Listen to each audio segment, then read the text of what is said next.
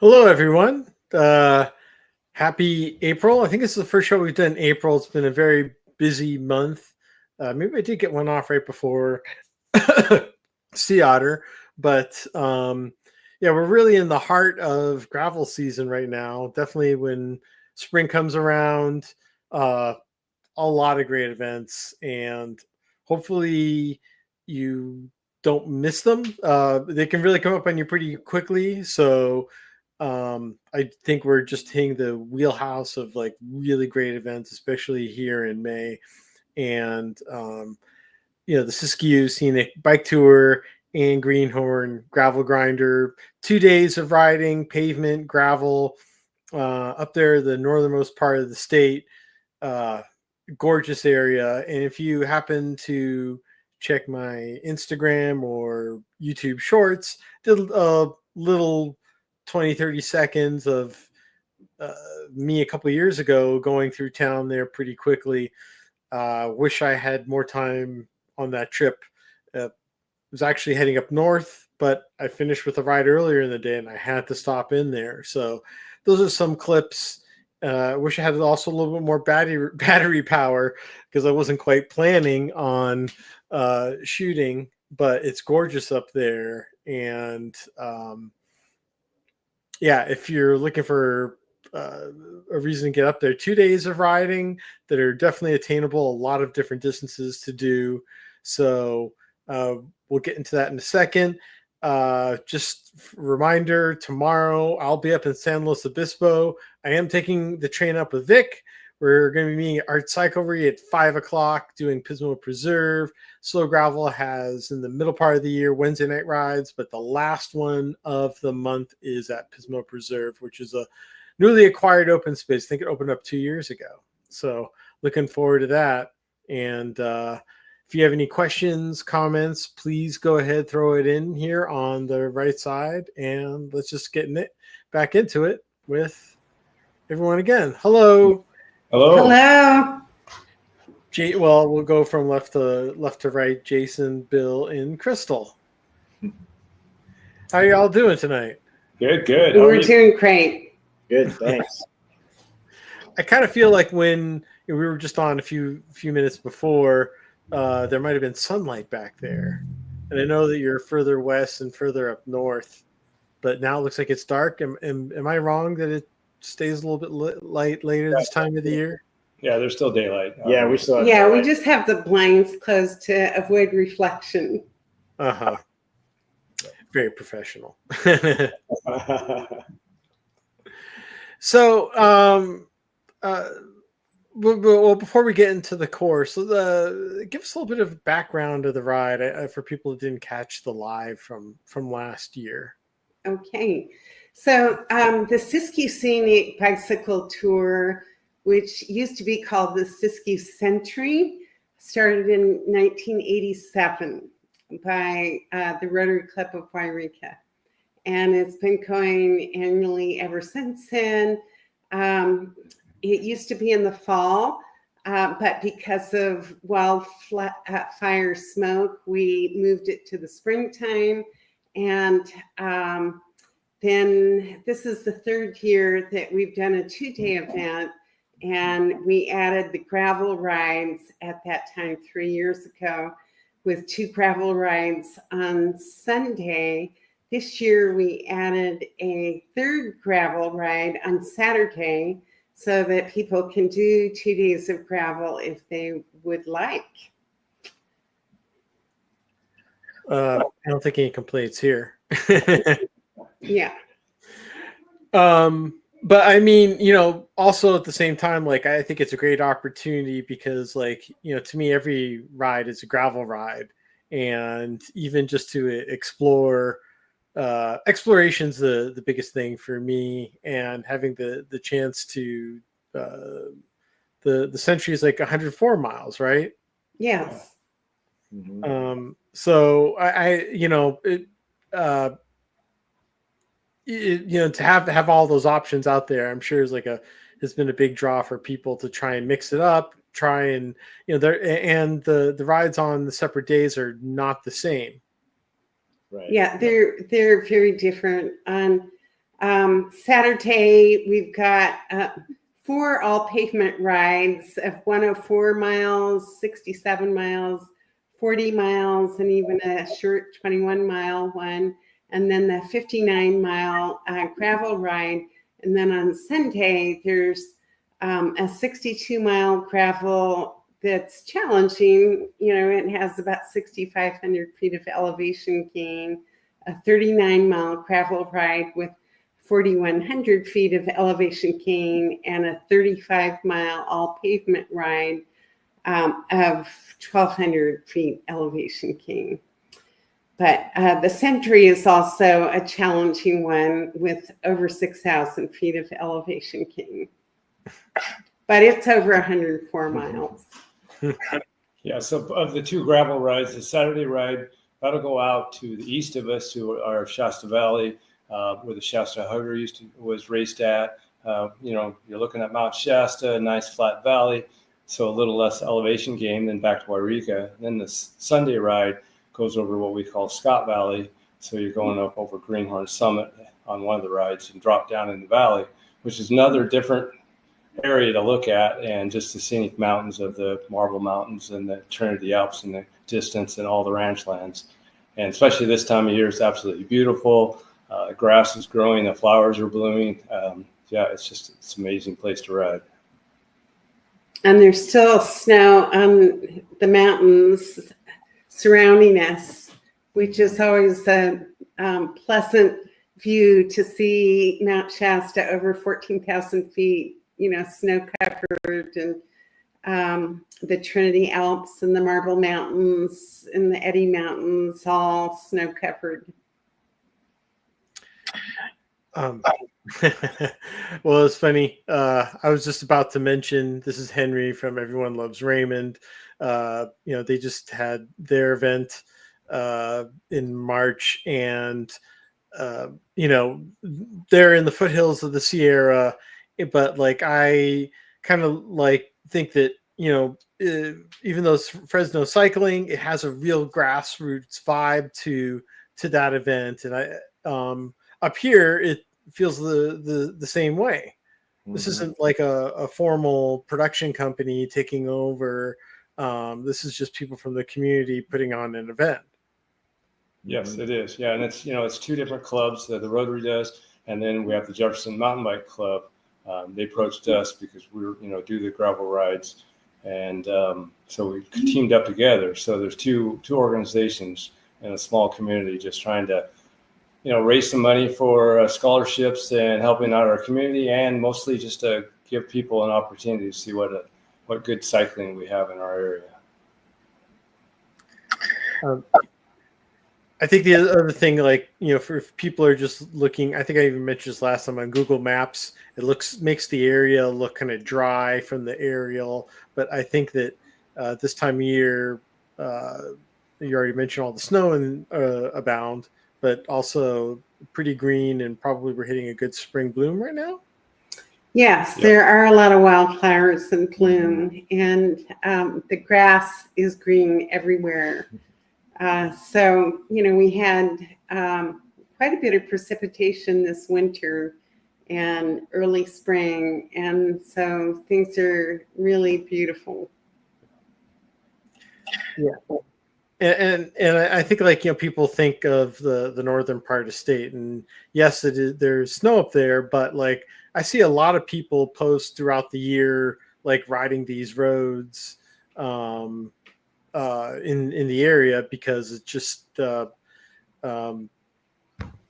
you know, unless you're riding real high at elevation, there's a lot of opportunity to ride around there. Yeah, none of these routes will have snow on them. None. The route that's on Saturday, the 59-mile route, is pretty much rideable 12 months out of the year. Mm-hmm. So that's the area that we would ride, you know, December, January, February, you know, maybe even March, before we can actually start getting up in some elevation climbs. So it's a great route. And like Bill said, that route, you're pretty much seeing Mount Shasta and a lot of the Cascade Mountains the whole way. Wow. Yeah, it's actually a region. It's our high desert region, so it gets not. I mean, it can be like 15 miles from us and won't get hardly any rain. Very little snow. A lot of junipers and just like you described. It'll be more dry looking than to the west of us. We're in the mountains, and you got the timber and all the grasslands. And so you could just go two different directions and see two totally different rides. Mm-hmm. Well, I'll bring out the map. I know there's a couple questions people have. I'll save them for the end. Maybe they'll be answered along the way. So let's bring up the map here. Now this is the Sunday route, and you can guide me through here. And Jason, last year, I know you did a play-by-play along the way. And I'm, rewatching it, I'm just like, okay, I'm getting a much better handle on all this. But do you want play-by-play again, or have we played that out? I'm all for it. Okay. The more exposure I have, because for me, until I actually get to ride it, it's really hard to absorb everything at once. So. No, please guide away. Okay. So the route that you have up is called the Mother Lode. That's the 62-mile ride. And we're going to start at Greenhorn. And you can see there on the map, there's Greenhorn Lake. That's the lake there. And the nice thing about where we start there is that there's a park, and we're offering overnight camping for folks that want to do that. So both Friday and Saturday nights. Both Friday and Saturday nights. So you can come in, you can camp out for both nights. You can do both rides. I mean, it really works out well for folks that want to do that. So we'll start there, and then we'll start heading south. And you can see that we're heading south out of Yreka. The nice thing is Yreka is not a big town, so it doesn't take us very long before we're out of the city, if you want to call it that, and out into the kind of the farm-ish lands heading south. Quick question: Where does this road here to the southwest kind of lead to? I don't know which. I don't know if I'm pointing at it here. That's I-5. Oh no, not I-5, but the where it makes that's Highway 3. And if you go south on that will take you over the hill into Scott Valley. Okay. We're taking the long way to Scott Valley. All right. I love questions on roads. So you just keep heading south. This is all paved here. You're going to get out to a part where it's going to turn right, and we're going to head up Cram Gulch Road. And so Cram Gulch is kind of almost our gateway out of Yreka, and it kind of opens up a lot of different options for our gravel rides. And both Saturday's ride and Sunday's ride will both go up Cram Gulch. So that'll be a similar climb for whether you're doing Saturday or Sunday or both, up and over. So somewhere up in there, it turns to dirt. And then pretty much you're up and over Cram Gulch. Great, easy climb up and not a super technical downhill. And that drops you down into kind of that south western part of the Shasta Valley. And right in there, right about where the map is there, when you're coming around that mountain, you're going to have like a really great view of Shasta off in the distance. So that's kind of one of our, there you go. Yeah. That's one of our picturesque places that we like to stop and get pictures. Like this is a late summer picture here, but at this point in time, everything is green, and Mount Shasta has a lot of snow on it. Wow. So as you look at that picture there, off to the right, that little, it's actually a cinder cone. That's Black Butte. That'll have a little bit of snow on it. And then off to the left on your picture there is Whaleback, which will also have snow on it as well. So there'll be a lot of snow still in mid-May when folks are riding. Wow.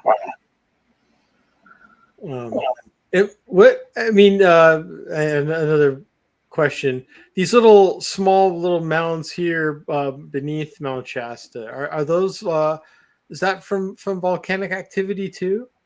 It is. Yes. Yeah. So Mount Shasta was a lot like Mount St. Helens when it last erupted about 250 years ago. And those hillocks are all from mudslides from the big eruption. Wow. Jeez. Are they easy to navigate? Not that another question, but like it just seems like a unique geography feature that you don't see in a lot of places. Navigate like as in do they have roads through there? Or I guess you wouldn't want to climb them, but it looks like there is a way to kind of make it through. There's a way. There is a road that'll take you out that way towards Mount Shasta. That's how you get, like I mentioned, Whaleback earlier. There's a road that takes you out to what's called Highway 97, which then takes, Highway 97 takes you up into Oregon, but that gets you out into that area out that way. There are all kinds of gravel roads throughout that area, that you're looking at right now between here and Whaleback. Tons of gravel roads on very rural areas. If anybody wants to spend a third day, they could go ride around Mount Shasta. There's gravel roads all the way around. Do 2 days in there and then go ride around Shasta. But take a map with you. It's important. Yeah, it's really easy to get lost. Yeah, there's a lot of roads. You can't just use Mount Shasta as a point, but it's so big, it's kind of hard. You could. All right. So now we're probably about to hit mile 20 over here, and now we're kind of dipping back inside the mountains. Yeah. So you've just come off of Cram Gulch, great smooth downhill, and you're from Cram Gulch Road. You're gonna tee into what's called Scarface, and for folks that are doing the Saturday ride, they would turn left there and head out into the Shasta Valley. And for those of us doing the Sunday ride, we're going to turn right and head up into the mountains there. And that mountain that we're going to be climbing over is called Scarface. Mm-hmm. And that's a 45-minute to an hour climb for folks, would you say? Yeah, and it's not really steep, but it's a nice steady climb with switchbacks. Really good road in good shape. You'll be going in and out of the timber, and you'll have opportunities to look off to your left to Mount Shasta and the Shasta Valley as you're trying to climb in over to the Scott Valley region. And then there's a rest stop at Scarface Summit. Very strategic. Well, that's a great place. You could have a photo booth up there too. You could, yeah. It's a great viewpoint. Okay, so that's rest stop. We're probably about mile 24-ish over here. Probably mile 24, 25 at the very top. Yeah. Yeah, I think it's right at 25. Okay. So then, you're there, and then you're going to descend. The descent is great because it's mostly in timber all the way down to the valley. So once again, it's a great descent. It's not a technical road, but it's a good. And the thing about it, I think a lot of times people, when they think of gravel, they think of roads with little pebbles on them, gravel-ish roads. But these are more like dirt roads. So they're actually a lot smoother than a typical gravel road. So all these roads that they're descending down are dirt roads, which are actually a lot smoother and nicer. Safer. Yeah, safer. Yeah, and you can get at some good speed, and you can see there's a lot of switchbacks on the way down. So it's just however fast you want to go through all those. We'll just line up in a line and just fly down it. It's one of the really fun descents in our county. And you're basically just going down a drainage, as you can see there. Mm-hmm. So speaking of conditions, like what size tire would you recommend people using for the ride? Well, I've had people have asked me that, and it's always dependent on, your rideability and what you like. We've actually ridden this route on a road bike with 23s and 25s. Not recommended. Do not recommend it at all. I've ridden with a 40, 42s. One of the popular sizes now for us is a 45 Pirelli. A lot of folks ride that, but you can pretty well choose the tire you want depending on how, what you want. You might run into some mud in a few places this time of year, but most of the time you can go around it or just ride through it. I would say 45 is a good all around size tire. I would too. I know we're on the wider is better now. So whether it's but yeah, I think when I was out there, I was riding some of the roads on 42s, which seemed fine. I was surprised in what great shape that they were because there's so many roads out there. It's really hard to maintain, but I was super impressed. You probably wouldn't be surprised if we told you that this ride is just the tip of the iceberg. Well, I could ask so many questions because as we've been doing the flybys, like I've seen so many of these other roads that kind of connect like a different way down from the first peak over here. It looks like there's no space for boredom out here.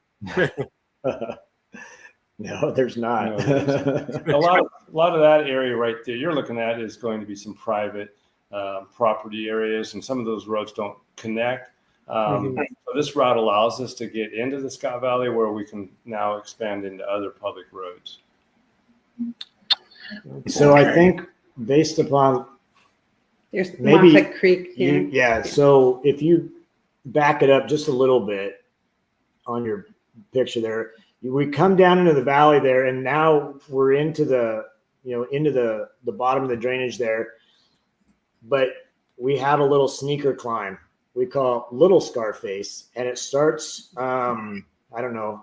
It starts right there on the kind of in the middle of your screen. Yeah, you right got in it. the middle of the screen there. And so, after your legs have been resting, I should say, or building up the excess lactic acid, now we get to climb for 12 minutes or 15 minutes or so. And we did something last year. We'll do it again this year. We put a Strava segment there. Well, I mean, there's Strava segments throughout, but that was the one where we, if anybody wanted to try their, try to go up as fast as they can. Like I said, it's like 12 to 15 minutes long. Is that right? 12 to 15 minutes long? Yeah. And so the winners got a prize at the top. And we gave away chocolate last year, so that seemed to be pretty popular. So we'll probably do that again. Great choice. I'm going to have to start training. So once you get to the top of Little Scarface, now your view is what we were talking about earlier. You got the Marble Mountains, you got the Russian Wilderness, you got the Trinities out kind of facing southwest of there. And that'll be another great, all those mountains that you see on that horizon out there are all, will be all snow-capped this time of year.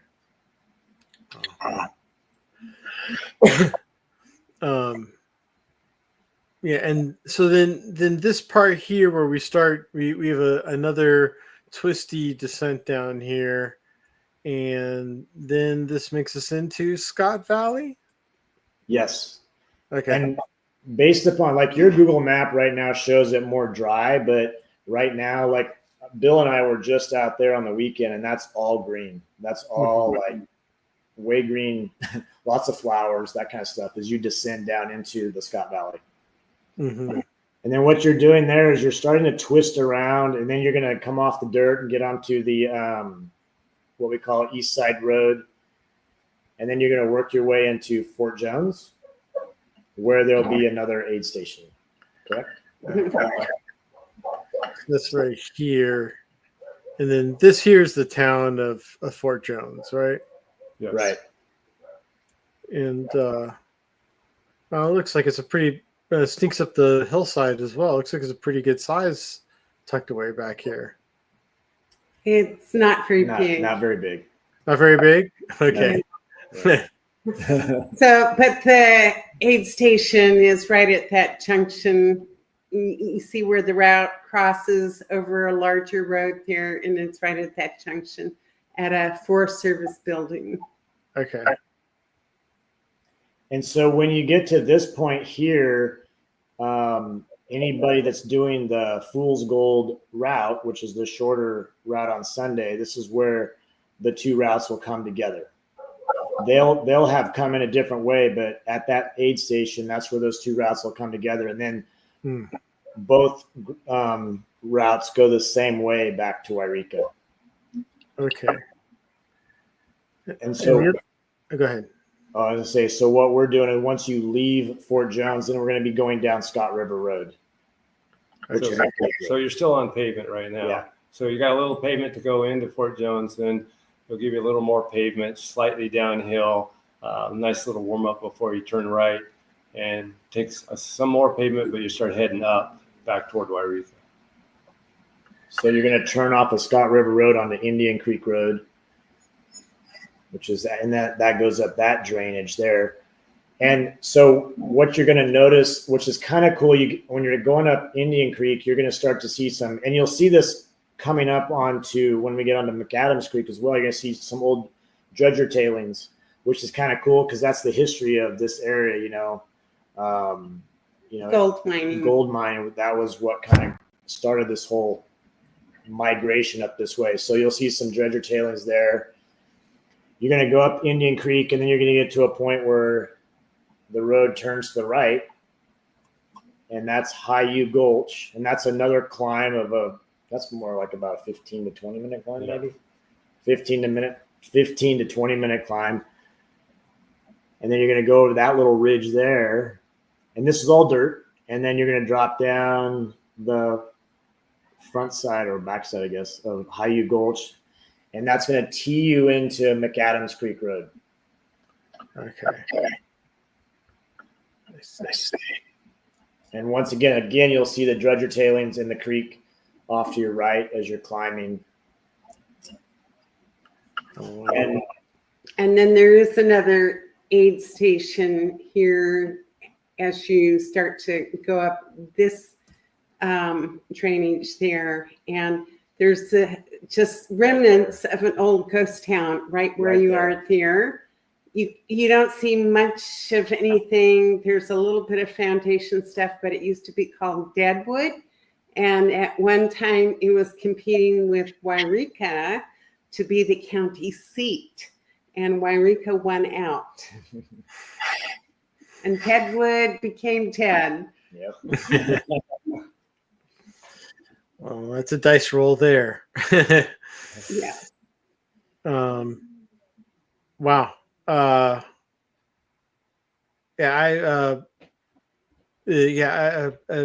It's interesting seeing, like, I always wonder how, like, people get away and they're like this tucked away in the mountains, but like Yreka itself seems to be at more of a better crossroads, and definitely seems like it's a better long-term choice. I think so. There was a lot of gold activity around Deadwood, which is why it was competing. But gold actually was first found in Yreka in Siskiyou County. Okay. So we're kind of like in the middle of a climb at this rest stop, but it sure looks like it's pretty flat right there. Oh, really? Okay. Yeah. You are, from that point on, now you're on to the last climb. So it's about 3.5 miles from there to the top. And it's challenging because you're at the end of the ride. And it's, I don't know, I mean, we call it it's the backside of Greenhorn, and it's always, it doesn't matter if it always seems like, it doesn't matter where you're at in your ride, it always kicks your butt. So we will climb up there. And I think the best thing about the ride is that when you get to the top, it's 6 miles of all downhill to the finish or to the park. So that's your reward. Yeah, there's not a single spot where you have to go uphill again. Yeah, I think when I was out there, I rode just to the start of the dirt, and then turned around. Quite a tease. Yeah. Yeah, it always kind of looks like you're almost there. Yeah. And then you got to go again. But Yeah. once you got to the gravel, you were real close to the top. Don't tell me that. I'm doing that so next time you go all the way. And then we come in and back to the park. Back to the park. And I know you already answered one question about somebody had about the camping, but in terms of other accommodations, like people that hotel, I know I stayed one in town, but there's enough hotels in town to handle people coming in, right? Yes, there's a lot of motels and hotels. There's a casino in town, and they just opened up a hotel that's actually quite beautiful. And the other thing we have this year that's new is ride medals. Everyone will get a ride medal. And I actually was looking to see if I had one here, but I don't. But yeah, the medals are on the website.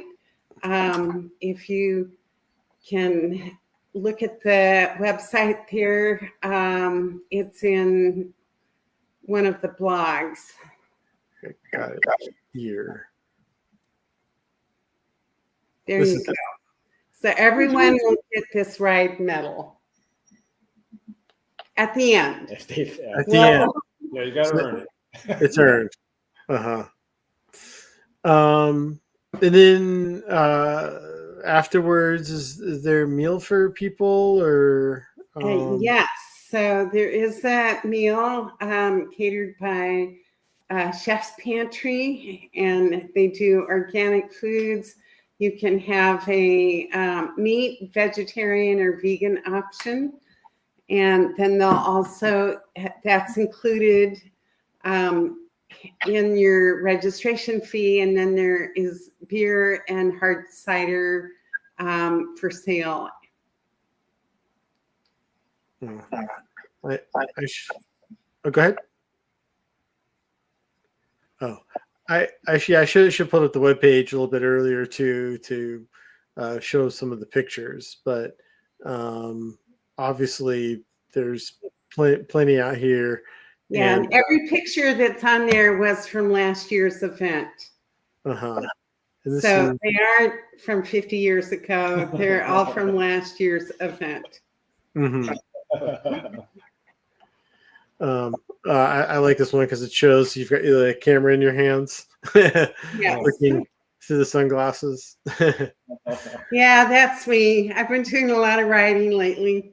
I rode 63 miles 2 days ago.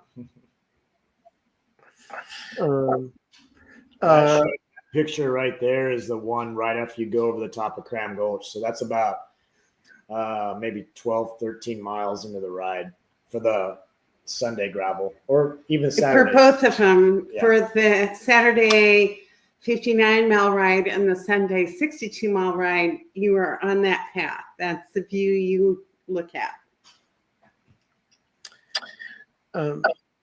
Another question in terms of the weather. Now, I know it's interesting, like when I do some rides on the North Coast, it's not necessarily the temperature when you start. It just sometimes you can go through like a 40-degree range of weather and have to go between 4 or 5 layers sometimes. You never know.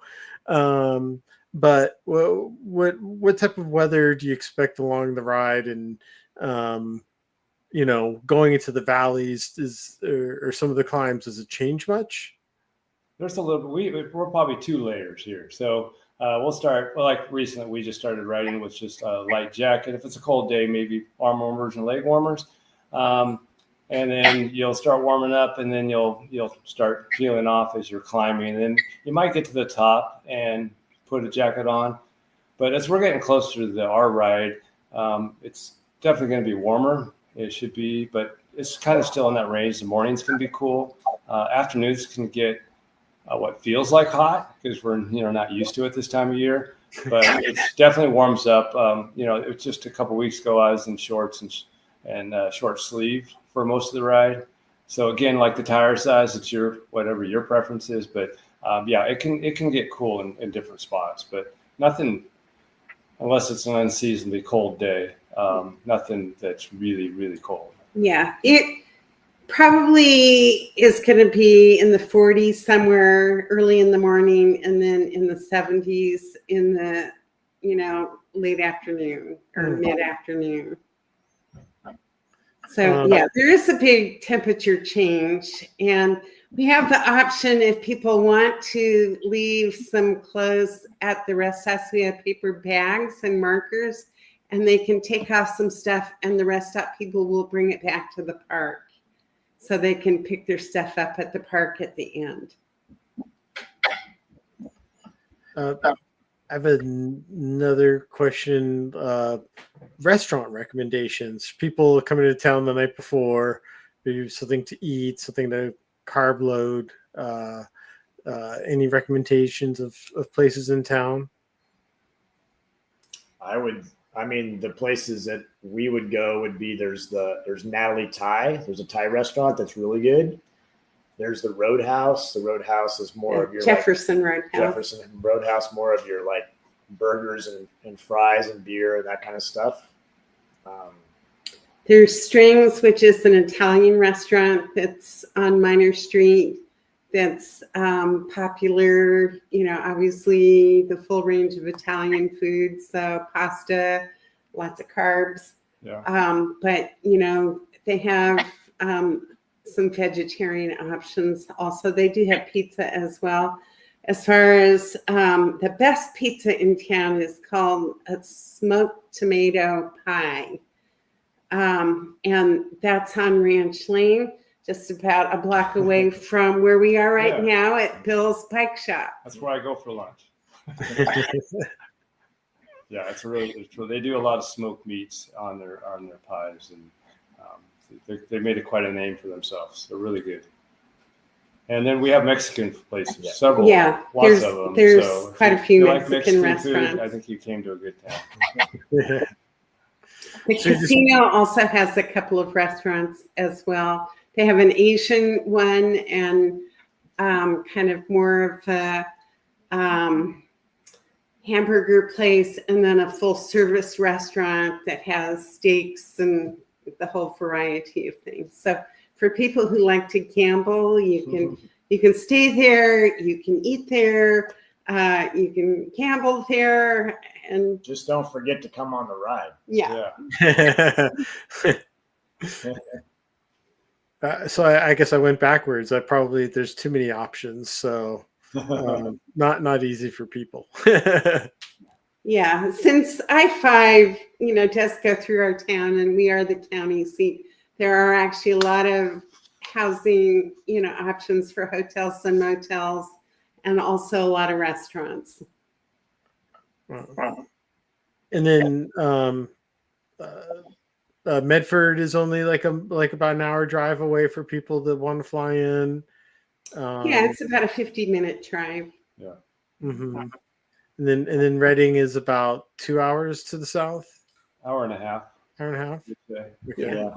Yeah. So there's options on getting up there. So that people looking to get across. Mm-hmm. I know I need to make it out there because just passing through was very special. It is a very special area, and I appreciate people that this is the basis of gravel building the community, is that people just want to share places they ride with other people, and it's not easy putting on an event, but I think that people just really care about their own community. They just want to share it with others. So I'm just pretty excited to talk about this. And yeah, Jason, you can keep going over the route every year. It's fine. Okay. I'm fine reliving it until I actually get to ride it. Sounds good. I like doing it. Uh-huh. Well, so just everyone remember, this is on May 17th to 18th, Saturday, Sunday. The website SiskiyouScenicBikeTour.com. Is that right? Yeah, Siskiyou Scenic Bicycle Tour. But actually, it's the Yreka Rotary website. But if you just Google in www.siskiyouScenic.com, you're going to get to it. Okay. But you may get the Rotary page first and then click on the button that will get you to the correct page. Well, thanks for coming on. I know you've got a lot of work to do between now and then. It'll be here before you know it.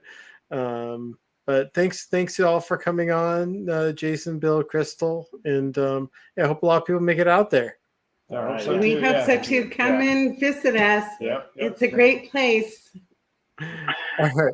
Take care, everyone. All right. Bye-bye.